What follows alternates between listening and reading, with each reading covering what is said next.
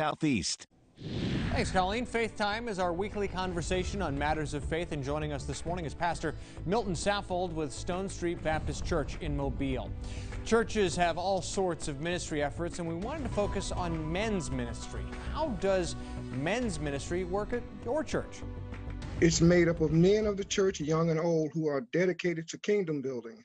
These are the men of the laity who have not been called to higher service in the ministry, but they are members of the church or willing workers who come together to render service to the body, throughout the community and within families in the church. During this pandemic crisis, Chad, the men's ministry has assisted with the gathering and distribution of food boxes to our sick and shut-in members, to the general congregation, and to members of the community in a drive-by distribution at the church. They also sponsored a drive-through, I should say, fish fry for the members in an effort to give the membership a sense of belonging and a spirit of unity. Was met with great success. Let's talk more in general about this concept. Why are smaller groups that are maybe all men or all teenagers or all women, why are those important to a church's mission? Well, all of these groups offer a sense and a spirit of belonging and relevance to the members of that group. It provides an opportunity to develop a spirit of sharing, even as an opportunity to vent in their discussions and study. Very often, they find that there is much in common with the other members of the group, regardless of age, and social status or whatever else may be going on in their lives.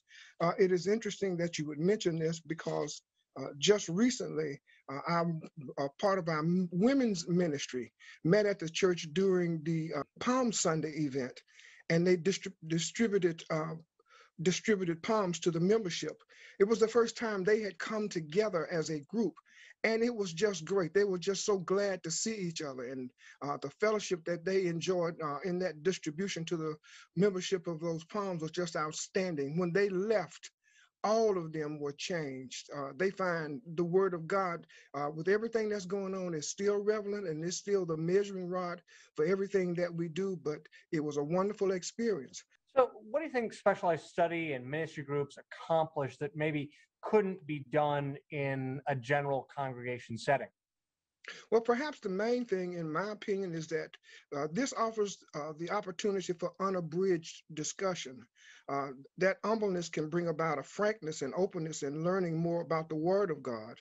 The men can learn more about themselves and the issues of the day as it relates to them, their families, their community, and indeed to the church.